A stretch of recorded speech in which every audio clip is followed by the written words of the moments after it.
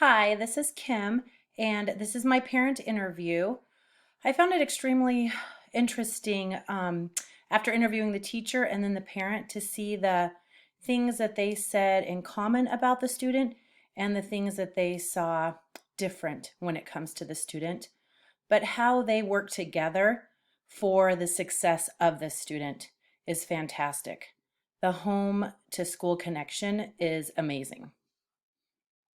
So let's get started.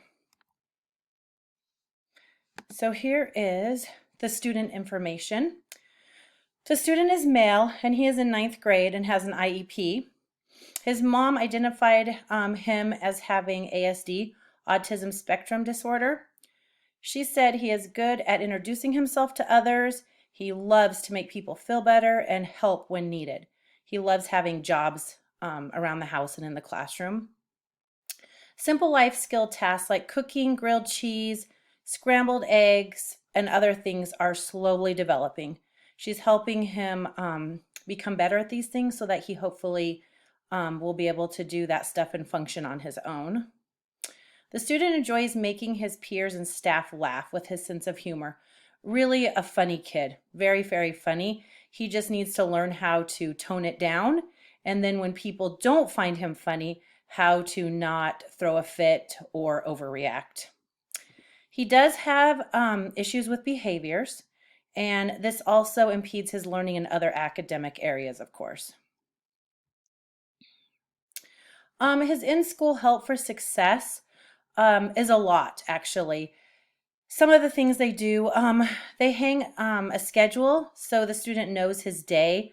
He does not do well if things are thrown off. So, of course, COVID, and here in Alaska, there's a lot of um,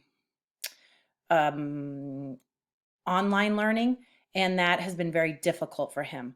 But now they have made it so that the SPED kiddos, the intensive SPED kiddos, can be back in the classroom, and that's been a lot better for him.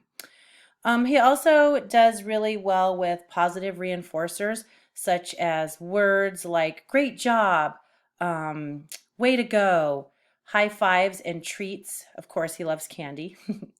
He does really well with fidget toys. It helps him to self-soothe himself when he finds himself getting escalated or going to get upset. Another thing is able to take breaks if he is overstimulated.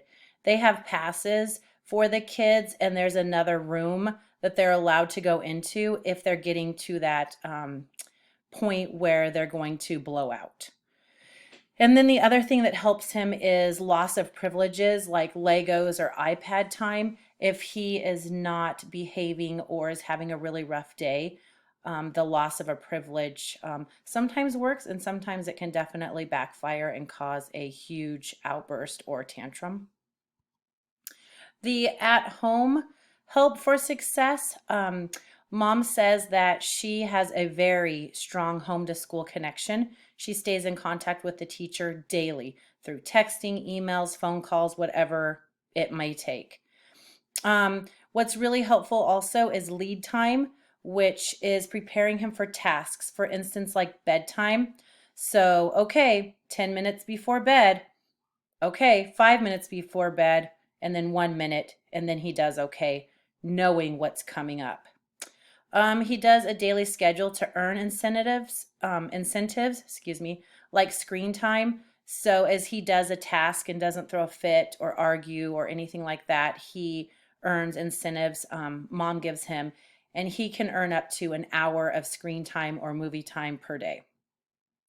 She uses stress menu, and on there are different things again, like the school had, which is a fidget, or he also likes a baby Yoshi. He likes to look at, touch, squeeze, things like that. Mom says that he has made huge behavioral gains at home, especially his relationship with his sister. Expectations at school. When getting overstimulated, the student is working on self-monitoring and self-soothing. Student is working on tasks without assistance for 20 minutes at a time. He was pretty bad about interrupting and not getting started. He'd be prepared for class by using the daily schedule that I talked about before. And then the student is working on keeping his hands, words, and aggressive behaviors to himself. The expectations continued at home with and without reminders. Student is expected to do regular life skills like shower, do the dishes, laundry, things like that. He's expected to self-regulate his emotions and not throw a fit, and speak to others as he wants them to be spoken to him. Mom is hoping by teaching the student how to cope with issues when they arise and how to take care of personal things, he will be able to live on his own with some assistance, of course. She also hopes he will be able to make money and have a job. There was an FBA completed for the student. Mom said she felt a little depressed seeing all of the areas that the student has issues in. It was a little overwhelming, she said. Yet off paper, she knows that he is making progress. He has just not mastered all areas yet, but she feels with the strong home to school connection, she is hopeful he will grow in the next 4 years. The family culture. Mom says as a family, they're overall calm, collected, and quiet. When they are this way, he can regulate and de-escalate. If the family gets frustrated and raise their voices, it definitely makes him way more agitated. She said, unfortunately, we can't 100% control that because we are human, right? They also have a teenager and a 4-year-old who play into his dynamics. When the teen is in a nasty funk, it trickles to everyone. We know how that is. And when the 4-year-old gets salty, the student does not respond to her well either. So that is the end of the parent interview. Like I said, it was very informational. And the reference was the parent interview by CN Personal Communications, October 20th, 2020. Thanks for listening.